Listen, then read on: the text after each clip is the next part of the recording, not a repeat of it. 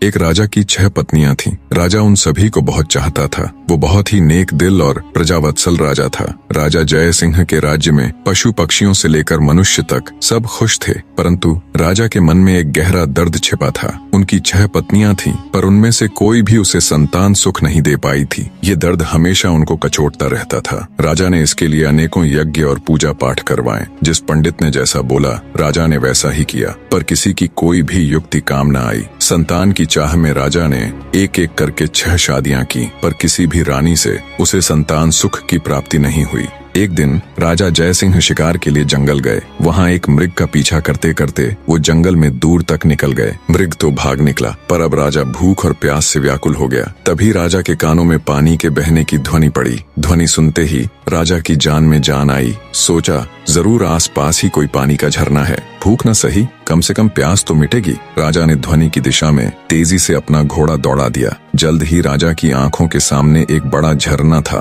पर जब राजा झरने के पास गया, तभी उसके कानों में एक स्त्री की आवाज पड़ी। अंधे है क्या? दिखाई नहीं देता? एक लड़की स्नान कर रही है। भूख प्यास से व्याकुल राजा ने उस तरफ तो ध्यान ही नहीं दिया था। लड़की की आवाज सुन राजा चौंक गया। उसने तुरंत अपना मुंह फेर लिया और बोला, क्षमा करे देवी, मैं इस जंगल में बहुत देर से भूखा प्यासा भटक रहा हूँ, जिससे विचलित होने के कारण मैं आपको देख नहीं पाया। इतना कह राजा मुंह फेरे ही वहाँ से कुछ दूर चलकर खड़ा हो गया। कुछ ही पलों में वह लड़की स्नान से निवृत्त होकर राजा के पास आई। उसने सूखे वस्त्र धारण किए थे और हाथ में कुछ फल लिए हुए थे। वह राजा के पास आकर बोली, महाशय, अब आप पानी पी सकते हैं। राजा ने झरने से पानी पिया और लड़की के दिए फल खाए। पानी और फल से उनकी भूख प्यास शांत हुई। राजा ने लड़की की ओर देखा और पूछा, हे सुंदरी, तुम कौन हो और इस जंगल ब्याबान में अकेली क्या कर रही हो? लड़की ने जवाब दिया, मेरा नाम मोहिनी है। मैं पास के गांव में रहती हूँ। रोज यहाँ स्नान करने आती हूँ और जंगल से लकड़ियाँ इकट्ठा करती हूँ। ये झरना जंगल के बीच में है, इसलिए यहाँ कोई नहीं आता।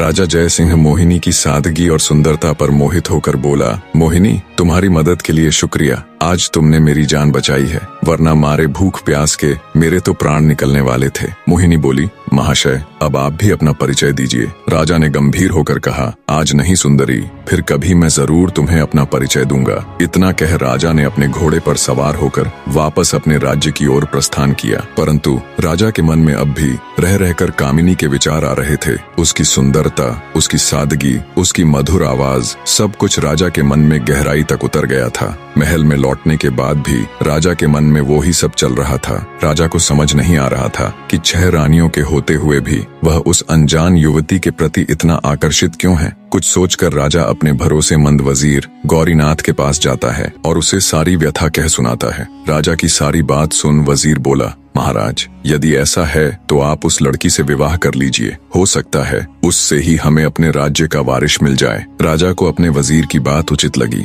अगले दिन वो अपने वजीर को भी साथ ले जंगल में उसी स्थान पर जाता है जहां उसकी मुलाकात मोहिनी से हुई थी। राजा झरने के पास गया और उसे आवाज दी, पर कोई नहीं आया। जब बहुत बार आवाज देने के बाद भी मोहिनी नहीं दिखाई दी, तो राजा का वजीर उसके पास आया और बोला, राजन, हो सकता है वो आज आई ही ना हो। आपने बताया था वो पास के ही गांव में रहती है, हमें वहीं चलकर देखना चाहिए। राजा और उसका वजीर दोनों अपने घोड़ों के ऊपर सवार हो पास के गांव में जाते हैं। मोहिनी का नाम पूछते पूछते दोनों उसके घर पहुंच जाते हैं। 2 शाही व्यक्तियों को शाही घोड़ों पर देख गांव वाले भी कौतूहलवश आसपास जमा हो जाते हैं। राजा घोड़े से उतरकर झोपड़ी के बाहर जाता है और मोहिनी को आवाज देता है। राजा की आवाज सुन जब मोहिनी रोनी सूरत ले झोपड़ी से बाहर आती है तो उसकी आंखों में आंसू थे। जब राजा ने कारण पूछा तो एक गांव वाले ने बताया, महाशय, इस दुनिया में सिर्फ इनकी माँ ही थी, आज उनका भी स्वर्गवास हो गया। अब बेचारी रोएगी नहीं तो और क्या करेगी। इतना कह गांव वालों ने राजा से उनका परिचय मांगा। आप बताइए, आप लोग कौन हैं? गांव वालों के पूछने पर वजीर ने राजा का परिचय दिया तो पूरे गांव में खलबली मच गई। सभी ने मिलकर राजा का स्वागत किया। गांव के मुखिया से राजा ने कहा, अगर आप लोगों को कोई आपत्ति न हो तो मैं मोहिनी से विवाह करना चाहता हूँ। राजा की बात सुन मुखिया खुश होता हुआ बोला, महाराज, हमारी बेटी राजरानी बनेगी, हमारे तो भाग्य खुल जाएंगे।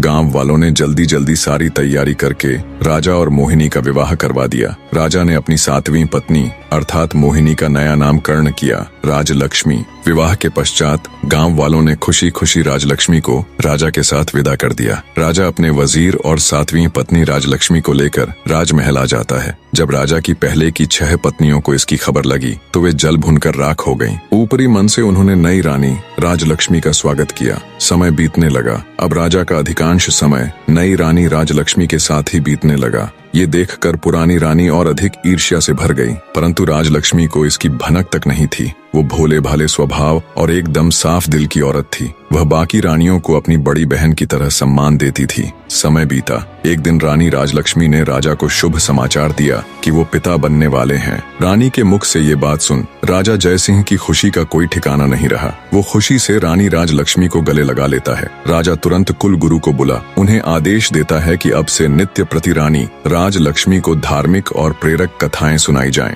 नई रानी के गर्भवती होने का समाचार जल्दी ही पूरे राज्य में फैल गया। चारों तरफ बधाइयों की धूम मची हुई थी। नई रानी के गर्भवती होने का समाचार जब उसकी सौतनों को मिला तो उनके तन बदन में आग लग गई। वे अंदर तक जल भुन गई। सभी रानियों ने आपस में विचार किया कि नई रानी तो पहले ही राजा की बहुत प्रिय है, वो अपना अधिकतर समय उसी के साथ बिताते हैं। बच्चा होने के बाद तो उसका और अधिक ध्यान रखा जाएगा। राजा उस कुल्टा को ही अपनी पटरानी बना लेंगे। हम सभी का तो वर्चस्व ही खत्म हो जाएगा। नई रानी हमारे साथ दासियों जैसा व्यवहार करेंगी। नहीं नहीं, हम ऐसा कदापि नहीं होने देंगी। वो सभी सलाह मशवरा करके नई रानी को क्षति पहुंचाने की अलग अलग युक्तियां सोचने लग जाती हैं, परंतु बड़ी रानियों का कोई भी प्रयास सफल नहीं हो पा रहा था, क्योंकि नई रानी राजलक्ष्मी उन्हें कभी अकेले नहीं मिलती। कभी राजा के आदेश अनुसार कुलगुरु उन्हें कथा सुनाते मिलते तो कभी उनकी दासियां उनके साथ होती। कभी प्रजा के लोग उन्हें घेरे रहते तो कभी खुद राजा ही उनके साथ होते।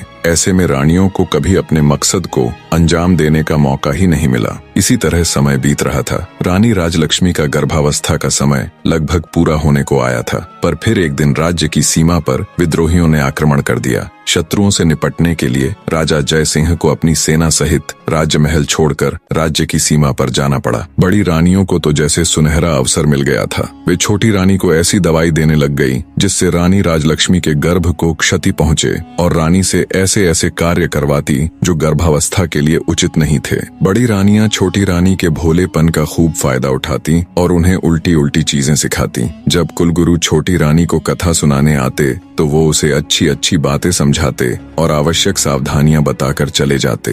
रानी राजलक्ष्मी बिल्कुल भी समझ नहीं पा रही थी कि कुलगुरु और बड़ी रानियों की बातें इतनी भिन्न क्यों हैं। आखिर सही कौन है? रानी राजलक्ष्मी ने सोचा, बड़ी रानियां तो महिलाएं हैं, कुलगुरु तो फिर भी पुरुष हैं। महिलाओं की समस्याएं भला पुरुष कहाँ समझ पाएंगे, इसलिए जो बड़ी रानियां कहती हैं वो ही उचित हैं। साफ हृदय की रानी राजलक्ष्मी कभी सपने में भी नहीं सोच सकती थी कि बड़ी रानियां उसके साथ कुछ गलत कर सकती हैं। इसलिए वो आंखें बंद करके जो और जैसा बड़ी रानियां उसे करने के लिए कहती वो बिल्कुल वैसा ही करती। एक दिन रानी राजलक्ष्मी को प्रसव पीड़ा होनी शुरू हो गई। उसने बड़ी रानी से कहा, दीदी मुझे बहुत दर्द हो रहा है, कुछ समाधान कीजिए कि प्रसव कैसे होगा। ये सुन बड़ी रानी सिर से पैर तक जलकर राख हो गई।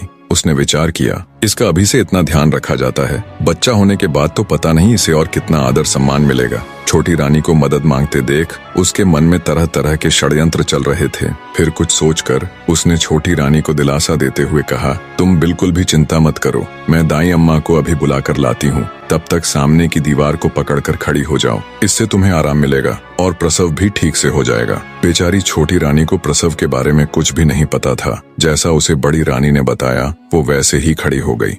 गर्भवती रानी दीवार के सहारे खड़ी प्रसव पीड़ा से कराह रही थी। जब उसकी पीड़ा असहनीय हो गई तो वो वहीं दीवार को पकड़कर बैठ गई और जोर जोर से चिल्लाने लगी, लेकिन उस बेचारी को देखने या सुनने वाला वहाँ कोई भी नहीं था। दूसरी तरफ क्रूर निर्दयी बड़ी रानी और दूसरी रानियों ने अपनी विश्वास पात्र दाई को बहुत सारे धन का लालच देते हुए कहा, तुम जाओ और छोटी रानी के कमरे के बाहर जाकर खड़ी हो जाओ और ध्यान रखना वहाँ कोई और न आने पाए। दाई धन के लालच में रानी राजलक्ष्मी के कमरे के बाहर खड़ी हो गई। उसे छोटी रानी की चीखें बिल्कुल साफ सुनाई दे रही थीं, पर धन के लालच और बड़ी रानियों के डर से वो बस दूर खड़ी रानी को देखती रही। दर्द के मारे असहाय छोटी रानी का एक एक पल सदियों के बराबर बीत रहा था। कुछ ही देर में उस ऊपर वाले की कृपा से उसने एक एक करके 7 बच्चों को जन्म दिया, जिनमें 6 लड़कियां और 1 लड़का था। अत्यधिक पीड़ा के कारण रानी राजलक्ष्मी बच्चों को जन्म देते ही बेहोश हो गई। दूर से सारा माजरा देख रही चंडाल दाई ने तुरंत बड़ी रानी सहित अन्य रानियों को बुलाया और नवजात बच्चों को उन्हें दिखाया। वे सब ये देखकर हैरान थीं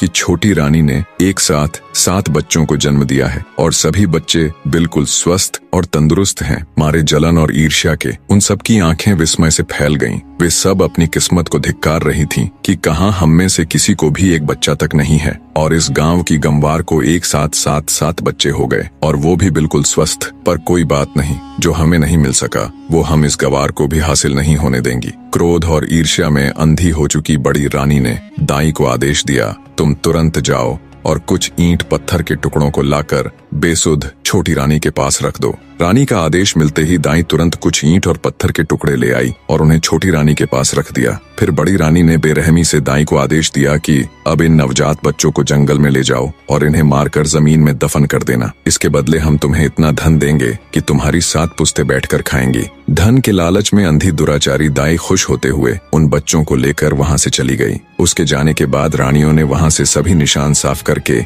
ईंट पत्थरों को छोटी रानी के पास रख दिया और सभी अपने कमरे में चली गई। थोड़ी देर में दाई जंगल से लौटकर रानियों के पास आ गई। तब बड़ी रानी ने पूछा, क्या तुमने बच्चों को दफन कर दिया था? दाई के यहाँ भरने पर रानियों ने उसे खूब सारा धन देकर चलता कर दिया। जब सब कुछ बड़ी रानी की योजना अनुसार हो गया, तब वो अन्य रानियों के साथ बेसुध पड़ी छोटी रानी के पास जा ठंडे पानी के छींटे मारकर उसे होश में लाती है।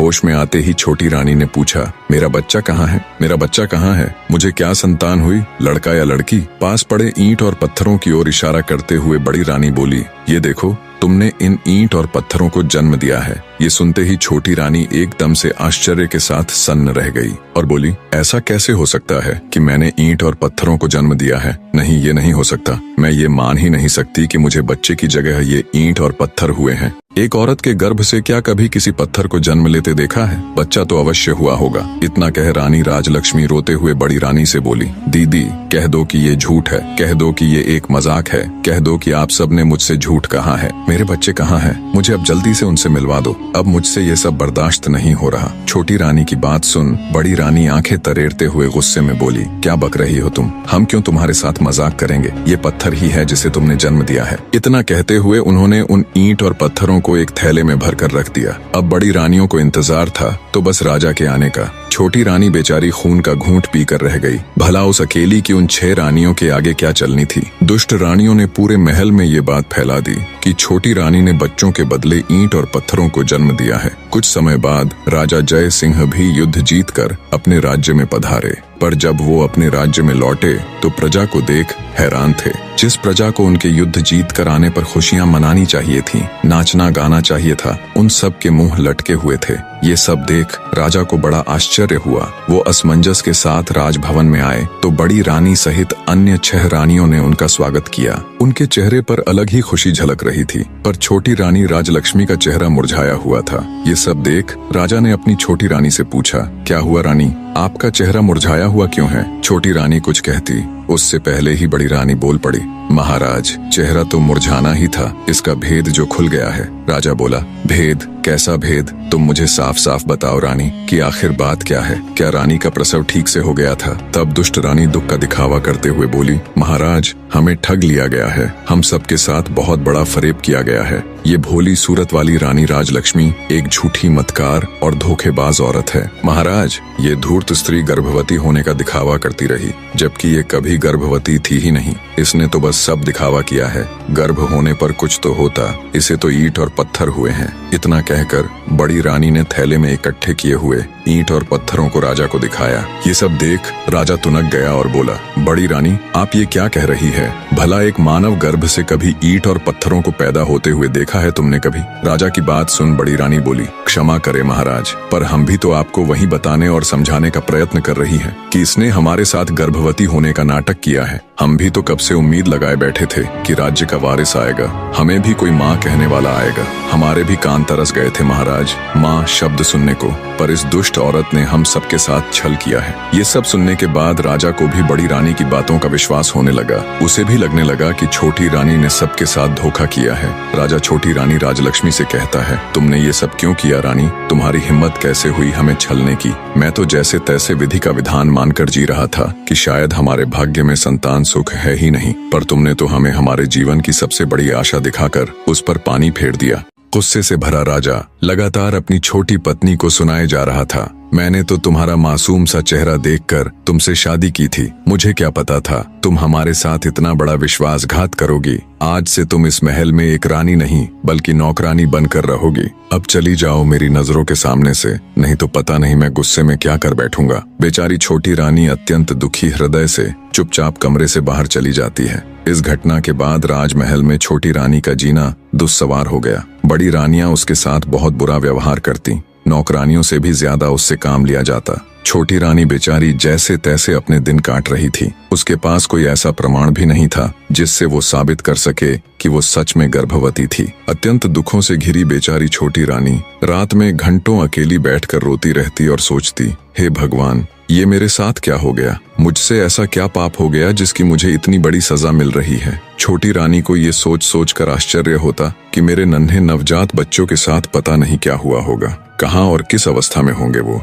पता नहीं जिंदा भी है या फिर काल का ग्रास बन गए। कई बार वो सोचती कि क्यों न सब कुछ छोड़ छाड़ कर वापस अपने गांव में चली जाऊं और अपनी पहले वाली जिंदगी जीऊं, पर फिर उसे गांव वालों का ख्याल आ जाता कि कैसे उन सब ने उसे कितने अरमानों से राजा के साथ विदा किया था। कितने खुश थे पूरे गांव के लोग। अब वापस जाकर उन सबको क्या जवाब दूंगी? किस मुंह से अपने दुर्भाग्य की कथा उनको बताऊंगी? यही सब सोचकर वो गांव जाने का विचार त्याग देती है। ऐसे ही समय गुजरता गया। एक दिन राजा जय सिंह अपने राज दरबार में बैठा था, तभी उनके राज्य में स्थित एक छोटे से गांव का प्रधान उनके पास आता है और हाथ जोड़कर राजा से कहता है, महाराज, आज मैं आपके सामने अपने गांव की एक बहुत ही विचित्र घटना के बारे में बताने के लिए हाजिर हुआ हूँ। ये घटना इतनी विचित्र है महाराज कि इसके बारे में आपको अवश्य पता होना चाहिए। राजा जय सिंह ग्राम प्रधान की बात सुन कहता है, कहो प्रधान जी, ऐसी क्या विचित्र घटना हुई भला?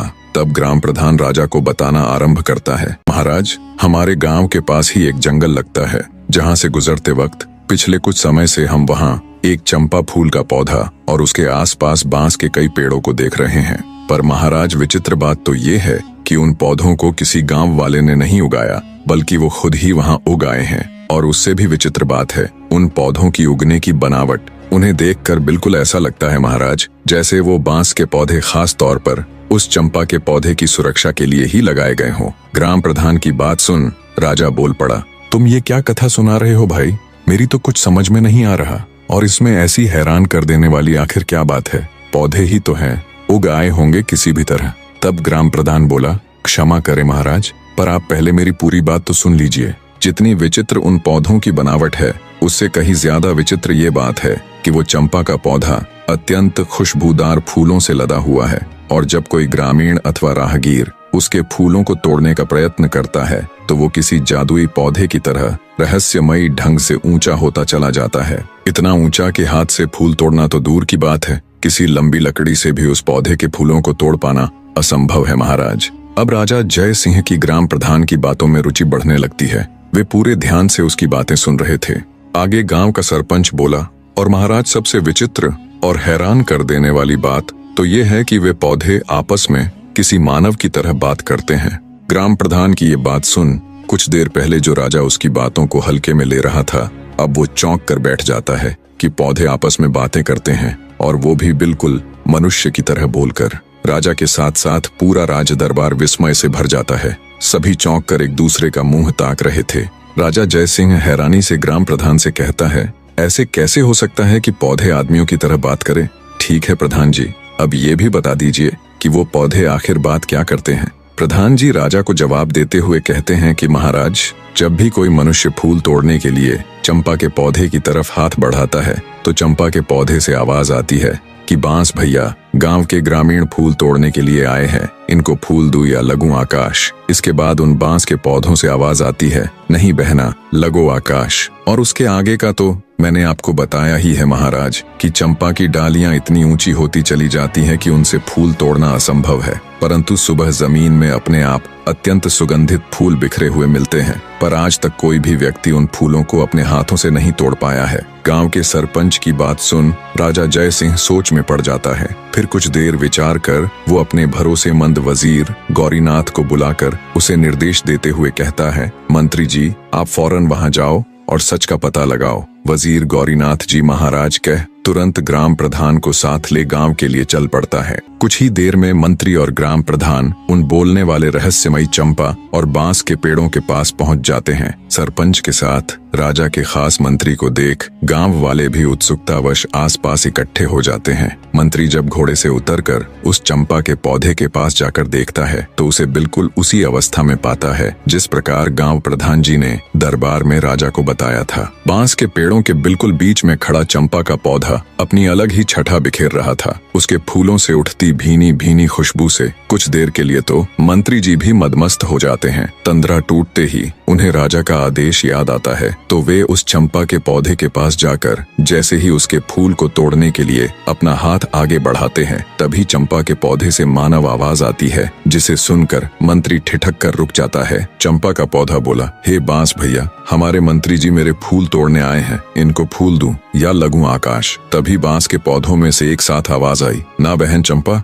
लग जा आकाश। ये तो वही मंत्री है जिनके ऊपर हमारी माँ की जिम्मेदारी थी, पर ये उसमें पूरी तरह विफल रहे, इसलिए ये आपके फूलों के कतई हकदार नहीं है बहना। बिल्कुल स्पष्ट और साफ आवाज में पौधों की वार्तालाप सुन मंत्री एकदम सन्न रह जाता है। उसके आश्चर्य का कोई ठिकाना नहीं था। हक्के बक्के खड़े मंत्री के देखते देखते चंपा का पौधा आकाश में जा लगा। ये देख एकदम सुन्न खड़े मंत्री के पूरे शरीर में सिरहन दौड़ गई। गांव वाले भी खड़े खड़े ये पूरा तमाशा देख रहे थे। तभी बांस के पौधों से आवाज आती है, जाइए मंत्री जी और अपने राज कार्यों को देखिए, आप किसी इंसान की जिम्मेदारी लेने के योग्य नहीं हैं। मंत्री भौचक्का खड़ा बांस के पौधों को देखता हुआ सब सुन रहा था। आगे बांस का पौधा कहता है, मंत्री जी, राजा महाराज तो युद्ध में चले गए थे, उनके बाद हमारी माँ की देख रेख का दायित्व आपका ही था, और कुछ नहीं तो कम से कम हमारी माँ के प्रसव के दौरान तो वहाँ हाजिर रहकर ये देखते कि उन्हें किसी बात की कोई परेशानी तो नहीं, पर आपने तो उनकी कोई खैर खबर तक नहीं ली। बांस के पेड़ों की आवाज सुन हैरान खड़ा मंत्री विचार करता है कि ये पौधे बोल कैसे रहे हैं और इतना सब कैसे जानते हैं। वो सोचता है,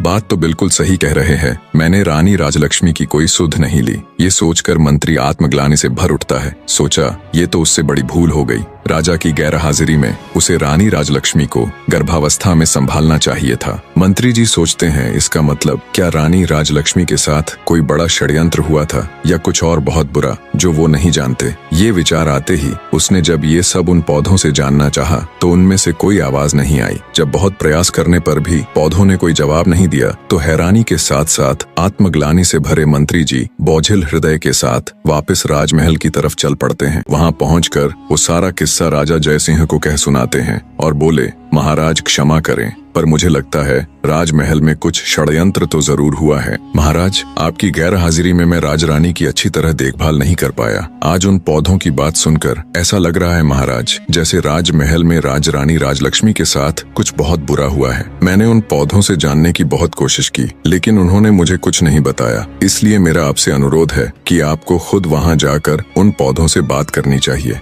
हो सकता है वो आपको सारी बात बता दें। भरोसेमंद वजीर गौरीनाथ की पूरी बात सुन राजा जय सिंह कहते हैं, ठीक है मंत्री जी, हम वहां अवश्य जाएंगे और साथ में अपनी 6 रानियों को भी लेकर जाएंगे। राजा की बात सुन मंत्री जी बोले, महाराज मेरी आपसे एक गुजारिश है, मैं छोटी रानी राजलक्ष्मी को भी अपने साथ वहां लेकर जाना चाहता हूं। राजा बोले, ठीक है मंत्री जी, आप ऐसा कर सकते हैं, पर वो दुष्ट मेरी आंखों के सामने न आने पाए, इस बात का ध्यान रखना। मंत्री बोला, जी महाराज। अगले दिन राजा जय सिंह अपनी रानियों के साथ आकाश चंपा का रहस्य जानने के लिए निकल पड़े। सबसे आगे रथ में राजा और उसकी पटरानी चल रहे थे। उससे पीछे वाले रथ में राजा की 5 रानियां और पीछे भी अन्य कई प्रमुख सभा सदस्य साथ जा रहे थे। राजा से आज्ञा ले चुके मंत्री ने रानी राजलक्ष्मी को अपने परिवार सहित बड़े आदर से पालकी में उन्हें बिठा दिया था। राजा का काफिला कुछ समय में गांव के बाहर पहुंच गया। वहां पहुंचने पर जंगल के बाहर गांव की सीमा पर वो अपना पड़ाव डाल देते हैं। पूरे राज्य परिवार को आया देख गांव के ग्रामीण उनके स्वागत में जुट गए। कुछ समय विश्राम कर सभी आकाश चंपा के पौधे के पास पहुंच जाते हैं और उसके चारों तरफ घेरा डालकर बैठ जाते हैं।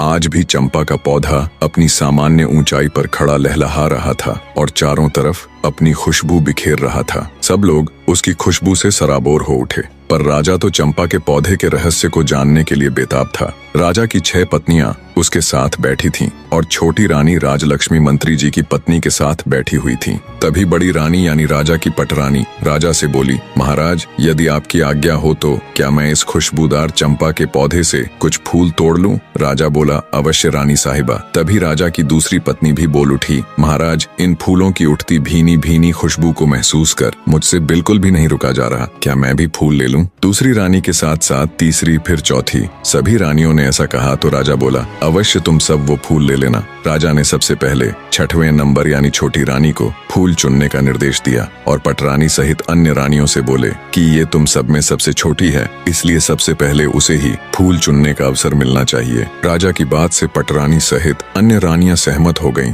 तो 6वें नंबर की रानी फूल तोड़ने के लिए चंपा के पौधे के पास जाती है। राजा सहित वहां मौजूद सभी की उत्सुकता पूरे चरम पर थी। सभी ये देखने के लिए आतुर थे कि अब क्या होगा।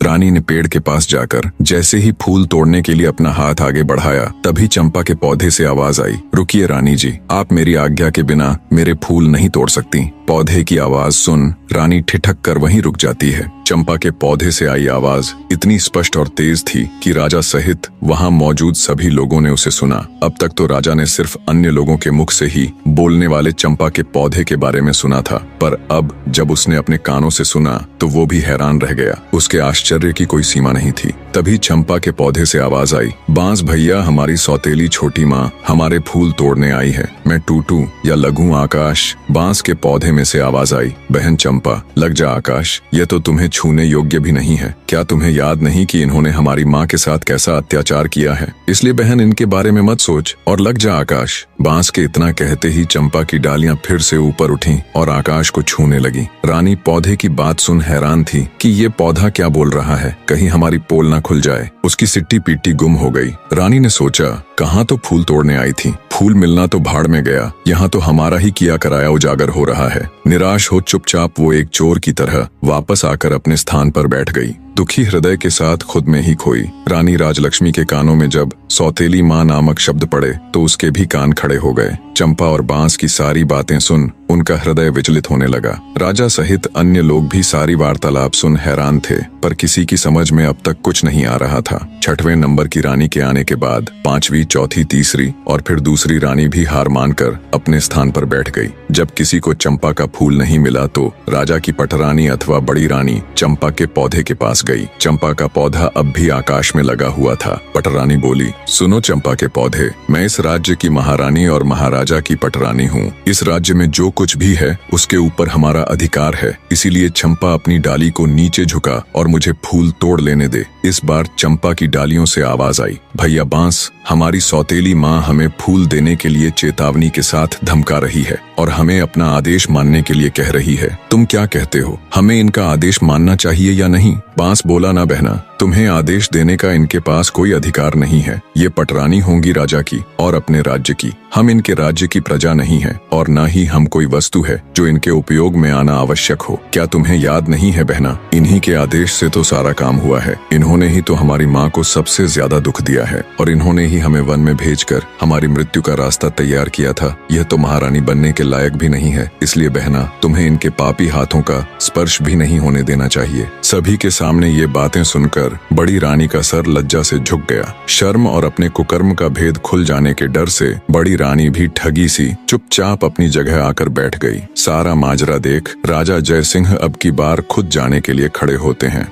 चंपा के पौधे की डालियां अब पहले की तरह वापस अपनी सामान्य ऊंचाई पर आ गईं। अब की बार राजा जय सिंह खुद उठे और फूल तोड़ने के लिए पौधे के पास गए। जब राजा ने फूल तोड़ने के लिए अपने हाथ आगे बढ़ाए तभी चंपा के पौधे से आवाज आई, ना ना महाराज, आप यह भूल कभी मत कीजिएगा। आपको फूल तोड़ने से रोकने के लिए मैं अपने भैया से भी अनुमति नहीं लूंगी और यदि भैया अनुमति दे भी देंगे तो भी मैं आपके हाथों में नहीं आऊंगी। इसलिए आप अपने हाथ पीछे ही रखिए और फूल तोड़ने का विचार त्याग दीजिए। चंपा के पौधे की बात सुन राजा जय सिंह हैरान रह गया। सोचा आखिर ऐसा क्या हुआ कि उनको रोकने के लिए चंपा अपने भाइयों से भी अनुमति नहीं ले रही। राजा बोला, हे चंपा के पौधे, मैं इस देश का राजा हूँ। मैंने कभी भी किसी के साथ अन्याय नहीं किया। मैं अपनी प्रजा को अपनी संतान की तरह मानता हूँ। मेरे राज्य में मनुष्य ही नहीं, पशु पक्षी भी खुश और स्वतंत्र है। मैंने आज तक किसी को जरा सी भी तकलीफ नहीं दी। फिर मुझसे ऐसी क्या भूल हो गई कि मुझे अपने फूल लेने से रोकने के लिए आपको अपने भाइयों से भी पूछने की जरूरत नहीं पड़ी।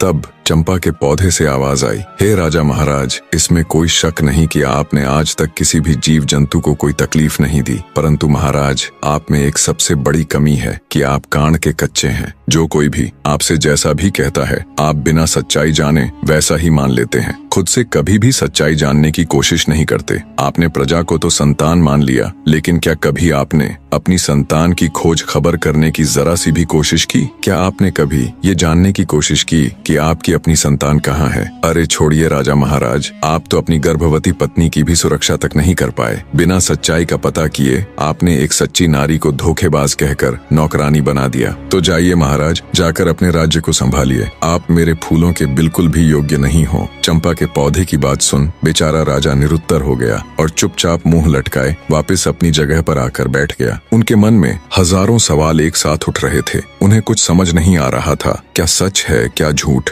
राजा अपने विचारों की उधेड़ बुन में खोया हुआ था। तभी वजीर गौरीनाथ उनके पास आता है और कहता है, महाराज, आप यदि आदेश दे तो हम छोटी रानी राजलक्ष्मी को भी फूल तोड़ने के लिए एक बार पौधे के पास भेज कर देखे। राजा कुछ कहते उससे पहले ही पटरानी बोल उठी, मंत्री जी, जो फूल महाराज के हाथों भी नहीं टूटे, वह इस धोखेबाज के हाथों कैसे टूटेंगे? मंत्री जी ने प्रश्नवाचक दृष्टि से राजा की ओर देखा। चंपा के पौधे से अब तक की हुई इतनी बातों से राजा के मन में भी शंका पैदा होने लगी थी। उन्होंने अपनी शंका दूर करने का निर्णय लेते हुए मंत्री जी को अनुमति दे दी। मंत्री रानी राजलक्ष्मी के पास जा उन्हें फूल तोड़ने के लिए कहते हैं। मंत्री की बात सुन रानी राजलक्ष्मी अनमने मन से उठी और चंपा के पौधे की तरफ देखती हुई बोली, मंत्री जी, पौधे की डालियां काफी ऊंचाई पर हैं, मेरे हाथ वहां नहीं पहुंचेंगे। मंत्री बोला, रानी जी, आप एक बार वहां पर जाकर कोशिश करके देखिए तो सही। मंत्री जी के समझाने पर रानी राजलक्ष्मी हिम्मत करके चंपा के पौधे के पास गई। पौधे के पास जाकर जब रानी ने अपने हाथ बढ़ाकर चंपा के पौधे के तने को छुआ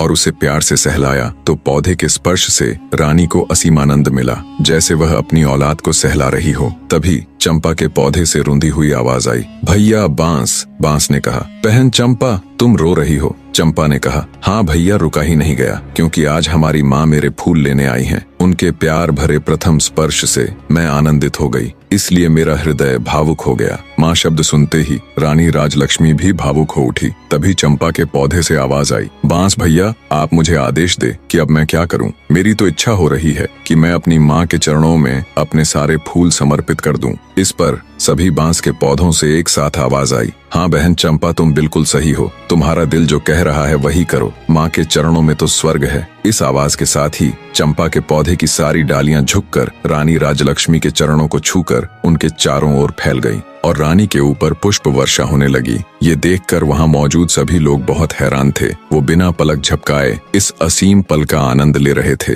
राजा जयसिंह का भी मुंह खुला का खुला रह गया। बड़ी रानियों ने जब ये नजारा देखा तो वो पैरों से लेकर सिर तक जल भुन गई। उनके दुख की कोई सीमा नहीं थी। इधर रानी राजलक्ष्मी तो जैसे सब भूलकर असीम आनंद के सागर में गोते लगा रही थी। उनके सिर से पांव तक चंपा के पुष्प भरे हुए थे।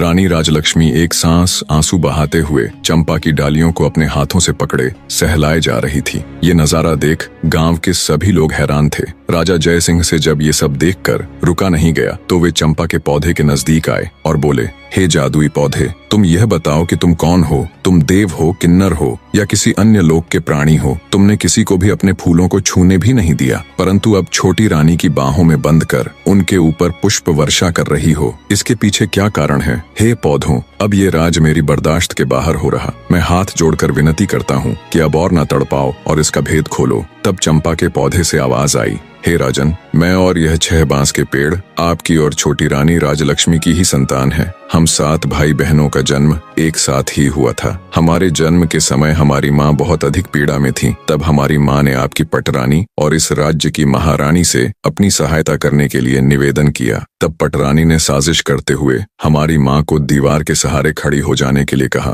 ताकि जब हमारा जन्म हो तब हम ऊंचाई से गिरकर मृत्यु को प्राप्त हो जाए। पर महाराज, ईश्वर की कृपा से हम 7 का जन्म उसी अवस्था में बिल्कुल ठीक ठाक हो गया। पर हमारी माँ दर्द के कारण हमें जन्म देते ही बेहोश हो गई। उनकी बेहोशी का फायदा उठाते हुए बड़ी रानी ने एक दाई को बुलाया और उसे पैसों का लालच देकर हमें मारकर जंगल में जमीन में दबाने के लिए कहा। मात्र कुछ सेकंड्स के नवजात बच्चों को दफन करने के लिए बेरहम दाई जंगल की ओर चल पड़ी। दाई को जंगल भेजने के बाद बड़ी रानी सहित अन्य रानियों ने अपने घिनौने षड्यंत्र के तहत कुछ ईंट और पत्थर के टुकड़ों को हमारी माँ के पास रख दिया। दूसरी तरफ जब दाई हमें जंगल में लेकर आई और दफन करने के लिए जमीन खोदने लगी, तभी आकाश मार्ग से महाराज इंद्रदेव की कुछ अप्सराएं वन भ्रमण के लिए आ रही थीं। जब उनकी दृष्टि हम पर पड़ी तो उन्हें हम पर दया आ गई। उन्होंने हमें उठा लिया और अपनी शक्तियों से बहुत जोर की आंधी चला दी। धूल मिट्टी उड़ने के कारण दाई हमें खोजती रह गई। हमारे नहीं मिलने पर महल में जाकर उसने महारानी के डर से झूठ बोल दिया कि उसने हमें मारकर जमीन के अंदर दबा दिया है। दाई के वहां से जाने के बाद अप्सराओं ने मेरे 6 भाइयों को बांस में बदल दिया और मुझे चंपा के फूल का पौधा बना दिया। बस उन्हीं की कृपा से हमें सभी बातें याद हैं और हम सभी को पहचान कर उनके अनुसार अपना व्यवहार कर पा रहे हैं और मानव की आवाज में बोल पा रहे हैं। सारी बातें जान राजा सहित वहां मौजूद सभी लोग हैरान थे। रानी राजलक्ष्मी की आंखों से तो अश्रु रुकने का नाम ही नहीं ले रहे थे। राजा जयसिंह बोले, मेरे बच्चों, तो क्या तुम सब अब ऐसे ही पौधों के रूप में रहोगे? क्या ऐसा कोई भी रास्ता है जिससे तुम अपने मानव रूप में आ सको? तब चंपा बोली, महाराज, जब हमारी माँ हम सब की एक एक पतियों को तोड़कर इंद्रदेव को याद कर उनसे प्रार्थना करेंगी, तब हम सब अपने असली रूप में आ जाएंगे। चंपा के पौधे की बात सुनते ही रानी राजलक्ष्मी ने तुरंत बांस और चंपा की एक एक पत्तियां ली और हाथ जोड़कर पूरी श्रद्धा के साथ बोली, हे इंद्र महाराज, मैं पूरी जिंदगी आपकी सेवा करूंगी, आपकी पूजा करूंगी, फिर भी आपके उपकार का मैं प्रतिकार नहीं कर पाऊंगी। आपने इतने दिन मेरे बच्चों को संभाल कर रखा, अब कृपया इन्हें मेरे आंचल में डाल दो महाराज। रानी राजलक्ष्मी का इतना कहना था कि पल भर में ही बांस और चंपा के पौधे विलीन हो गए और वहां पर लगभग 5 वर्ष के 6 बालक और एक बालिका प्रकट हो गए। रानी राजलक्ष्मी और राजा जयसिंह ने तुरंत आगे बढ़कर बहते नेत्रों से सभी बच्चों को अपनी बाहों में भर लिया। राजा जयसिंह अपनी छोटी पत्नी रानी राजलक्ष्मी से